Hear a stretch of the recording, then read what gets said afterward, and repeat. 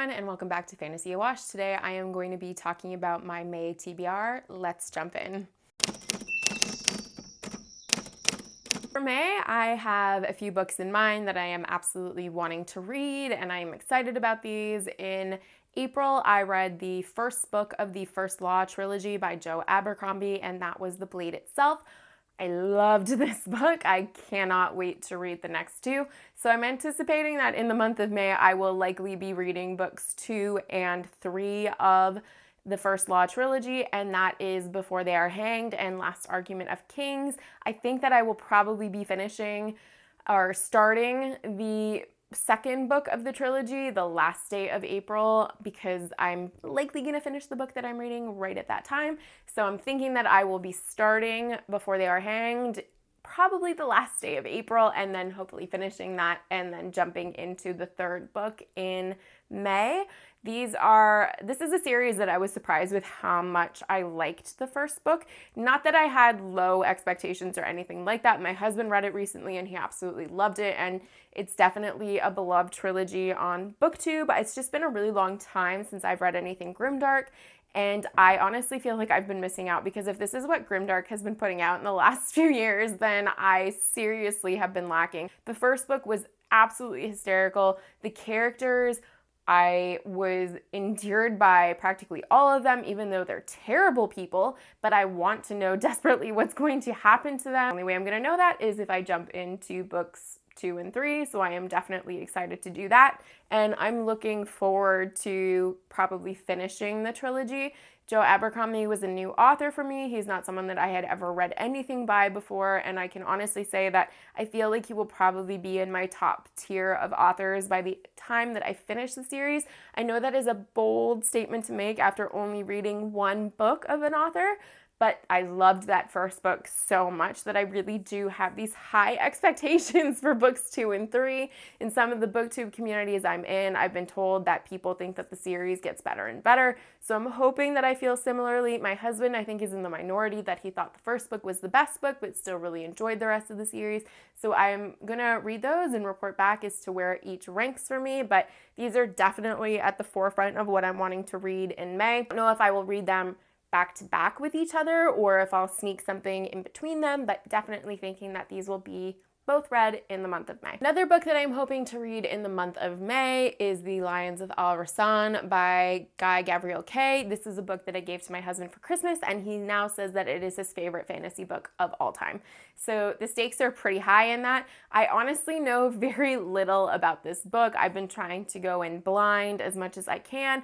I understand that it kind of takes place in a medieval Spain type setting, but it's not the Spain that we know. There is magic in this world, but it's not at the forefront of the story. Everyone I know that's read Lions of Al Rassan says that they are just absolutely blown away by this book. It is a standalone, but it does take place within a universe of other books that Guy Gavriel Kay has written. So it's nice in that if you do like this story, there are different things that are waiting for you afterwards, even though the story is a self-contained one, which is something that I wish more fantasy authors would do, because I really do feel like we need more standalone books within fantasy. It can be pretty daunting to keep starting these new series that have multiple books, and you think, oh boy, okay, I'm committing to at least 3 books of 500 to 700 pages, and some series can go on for 14 books, and it can be really daunting and overwhelming. So sometimes having a standalone book of 450 to 500 pages is exactly what we want and exactly what we need. So I'm looking forward to reading that and hopefully loving it as much as my husband does, because he has set the bar quite high for how much he adores this book. One that I wasn't thinking that I was going to be reading, but I have been convinced to read, by Patrick Liu and Alex from Tall Guy Reads on BookTube, is The Dragonbone Chair by Ted Williams. I had purchased this book again for my husband for Christmas, but it hasn't been read yet by either one of us, and they said that they're going to be doing a read-along, and I thought, you know what, I'm going to join in. I've never done a read-along on BookTube before, so that sounds really fun and exciting. As it stands, I know nothing about this book, so I am going in completely blind.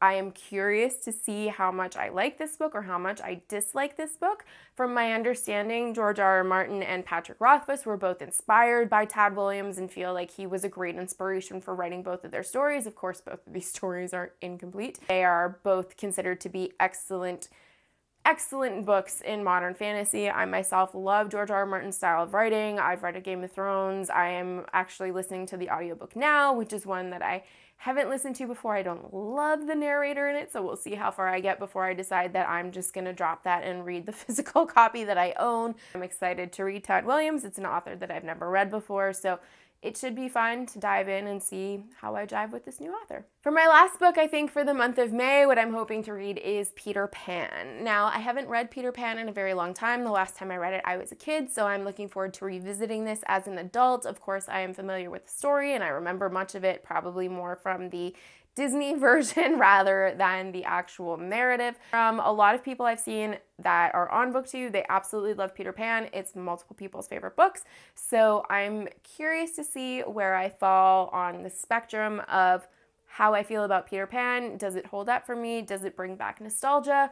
And really just dive back into that feeling of being a kid again and experiencing that story for the very first time. I think this is a bit of an ambitious month for me. I have been averaging 5 books a month, but at the same time, it is 5 fairly long, or 4 very long books, fairly long books, and then Peter Pan is a bit shorter. So we'll see how it all pans out in the long run. I'm curious to see how it goes. If I manage to read more, manage to read a little bit less, we'll see at the end of the month. But what are you planning to read for the month of May? You can let me know in the comments below. I'm curious if any of these books overlap with yours. And if you've read any of the books that I plan on reading, what did you think of them? I genuinely am curious, so please do let me know. If you'd like to help support me, you can hit like and subscribe. And if you would like to find me on Instagram where we can chat more about books, you can find me at Fantasy Awash. And as always, I will see you next time. Bye.